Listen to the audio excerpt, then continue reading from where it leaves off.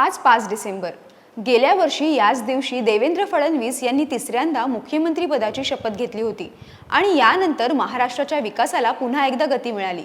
एका वर्षात त्यांच्या नेतृत्वात प्रशासनातील कामकाजाला वेग आला, निर्णय प्रक्रिया अधिक स्पष्ट झाली, परिणामी महत्त्वाच्या क्षेत्रांमध्ये ठोस पावलं उचलली गेली. पायाभूत सुविधा, पाणी व्यवस्थापन, डिजिटल शासन, गुंतवणूक, सामाजिक कल्याण आणि सुरक्षा या सगळ्याच क्षेत्रात सरकारने घेतलेल्या निर्णयांचा राज्याच्या विकासावर थेट परिणाम दिसू लागला.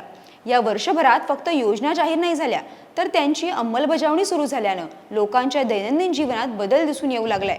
महाराष्ट्राला येणाऱ्या काळात अधिक मजबूत करण्यासाठी हा 1 वर्षाचा प्रवास खूप महत्त्वाचा ठरलाय. खरं तर प्रत्येक राज्याला असा एक सर्वमान्य नेता मिळतो, जो आपल्या राज्यालाच आपलं विश्व मानून त्याच्या सर्वांगीण प्रगतीसाठी समर्पितपणे कार्य करतो. महाराष्ट्राच्या जनतेनं देवेंद्र फडणवीस यांच्यावर अत्यंत तरुण वयातच जो विश्वास ठेवला, तो त्यांच्या कार्यक्षमतेला मिळालेला सन्मानच म्हणावा लागेल. महायुती सरकारच्या वर्षपूर्ती निमित्तानं त्यांच्या गेल्या वर्षभरातील कामकाजाचा आढावा घेऊयात आजच्या या व्हिडिओतून. नमस्कार, मी अनिशा डुमरे आणि माझ्यासोबत कॅमेऱ्यावर आहेत व्हिडिओ जर्नलिस्ट सेजल जाधव. मुख्यमंत्री देवेंद्र फडणवीस यांनी पुन्हा एकदा राज्यातील सत्तेची सूत्र हाती घेतल्यानंतर महाराष्ट्रात विकासाचा वेग वाढू लागलाय. त्यांच्या यापूर्वीच्या कार्यकाळाप्रमाणेच अचूक निर्णय, कामाचा झपाटा आणि वेळेत अंमलबजावणी हे पुन्हा एकदा प्रशासनात जाणवू लागले. पायाभूत सुविधांपासून जलव्यवस्थापन, डिजिटल गव्हर्नन्स, परकीय गुंतवणुकीला प्रोत्साहन आणि सामाजिक कल्याण अशा सगळ्याच विभागांमध्ये सरकारनं ठोस परिणाम घडवणारे निर्णय घेतलेत. गुंतवणुकीच्या क्षेत्रातही महाराष्ट्रानं राष्ट्रीय आणि आंतरराष्ट्रीय स्तरावर मोठी झेप घेतली आहे. 2025च्या पहिल्या 9 महिन्यातच महाराष्ट्रानं $2 अब्ज ची गुंतवणूक उभी केली आहे. ती गतवर्षीच्या तुलनेत 11% अधिक आहे. देशात सर्वाधिक परदेशी गुंतवणूक झालेली 2 राज्य आहेत, एक महाराष्ट्र आणि दुसरं कर्नाटक. महाराष्ट्रात एप्रिल 2024 ते मार्च 2025 दरम्यान $19.6 अब्ज इतकी गुंतवणूक नोंदवण्यात आली आहे.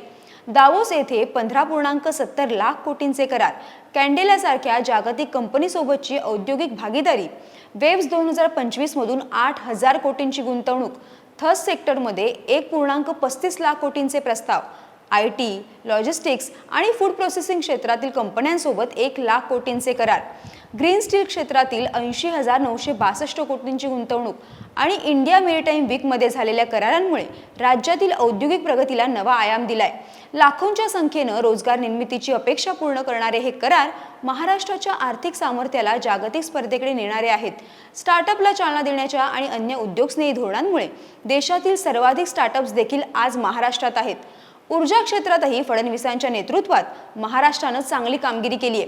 प्रधानमंत्री सूर्यघर योजनेच्या अंमलबजावणीस दिलेली चालना, मुख्यमंत्री सौर कृषी वाहिनी योजना, सौर कृषी पंप योजना यांसारख्या योजनांच्या यशस्वी अंमलबजावणीमुळे फडणवीसांनी सोलर मॅन म्हणून ओळख निर्माण केली आहे. आज ऊर्जा क्षेत्रातील त्यांच्या दूरदृष्टीमुळेच राज्याची ग्रीन महाराष्ट्राच्या दिशेनं वेगवान वाटचाल सुरू आहे. विकासाबरोबरच राज्याच्या कायदा व सुव्यवस्थेच्या दृष्टीनं पोलीस विभागातही फडणवीस सरकारनं महत्त्वाच्या सुधारणा केल्यात. राज्यात 15,000 जागांसाठी पोलीस भरती सुरू केली आणि यातही वयोमर्यादा ओलांडलेल्या उमेदवारांना विशेष संधी दिली. त्याचबरोबर ड्रग्ज विरोधी झिरो टॉलरन्स धोरण स्वीकारत देशातील पहिली फॉरेन्सिक मोबाईल व्हॅन सेवा सुरू केल्यानंतर 256 फॉरेन्सिक मोबाईल लॅब ॲम्ब्युलन्स दिल्या. यामुळे राज्यातील कायदा व सुव्यवस्था ही आधुनिक तंत्रज्ञानाशी जोडली गेली. फडणवीसांच्या नेतृत्वातील सरकारमुळे मुंबईतील BDD चाळींच्या पुनर्विकासातून सामान्य मराठी माणसाला टोलेजंग इमारतीत आणि तेही वरळीतच 500 चौरस फुटांचं घर मिळालं. एकेकाळी केवळ अशक्य वाटणारा धारावी पुनर्विकास प्रकल्प असेल किंवा एकूणच मुंबईला झोपडपट्टी मुक्त करण्याचे विजन, ते फडणवीसांच्या नेतृत्वात आता स्वप्न न राहता पुढील काही वर्षात सत्यात उतरणार आहे. भविष्यातील विकासाच्या दृष्टीनं त्यांनी पालघरमधील प्रस्तावित वाढवण बंदर प्रकल्पाला गती दिली. खोल समुद्रातील या बंदराची उभारणी पूर्ण झाल्यावर ते देशातील सर्वात मोठं बंदर ठरणार आहे आणि समुद्रमार्गे होणाऱ्या देशातील सुमारे 65% माल वाहतूक सांभाळणार आहे. फक्त बंदराची उभारणी नव्हे, तर तेथे पोहोचण्यासाठी आवश्यक महामार्ग उभारण्याचं नियोजन करून फडणवीस यांनी दूरदर्शी नेतृत्वाचं उदाहरणही घालून दिले. इतकंच काय, तर मुंबईतील सागरी महामार्गाप्रमाणेच वाढवणलाही अशाच एका सागरी महामार्गाने जोडण्याचा प्रकल्प विचाराधीन आहे. या बंदराजवळून बुलेट ट्रेनचाही मार्ग नेण्यात येणार आहे. तसेच राज्यातील नवा विमानतळही तेथे उभारण्याचा फडणवीस यांचा मानस आहे. अशी ही फडणवीसांच्या नियोजनातून भविष्यातील 4थी मुंबई आकाराला येणार आहे. यावरून एका बंदरामुळे या साऱ्या परिसराचाच कसा संपूर्ण कायापालट होईल याची कल्पना येते. नवी मुंबईत दुसरा विमानतळ उभारतानाच त्या परिसरात तिसरी मुंबई बसविण्याची योजनाही फडणवीसांनी कार्यान्वित केली आहे। तेथे औद्योगिक हब विकसित होईल। मुंबई सुरू असलेले मेट्रो रेल्वे आणि अन्य पायाभूत सुविधा प्रकल्पांचं जाळं हे देखील तितकंच विलक्षण आहे। नगरसेवक पातळीपासून ते पक्षाचं काम करीत फडणवीस मुख्यमंत्री पदापर्यंत पोहोचले। महापौर, आमदार, विरोधी पक्षनेता आणि मुख्यमंत्री या नात्यानं त्यांना सरकारी यंत्रणेची बारकाईनं माहिती आहे। विरोधकांनी शरीरयष्टीवरून, जातीवरून, कुटुंबावरून त्यांच्यावर अत्यंत खालच्या पातळीची वैयक्तिक टीका केली, पण तरीही फडणवीसांनी आपला संयम कधीही ढळू दिला नाही। उलट आपल्या कृतीतूनच त्यांनी विरोधकांना निरुत्तर केलं। आपला प्रत्येक क्षण ते राज्याच्या, पर्यायानं देशाला मजबूत आणि विकसित करण्यासाठी खर्च करतात। म्हणूनच केंद्रात नरेंद्र आणि राज्यात देवेंद्र यांसारख्या घोषणा तयार झाल्या।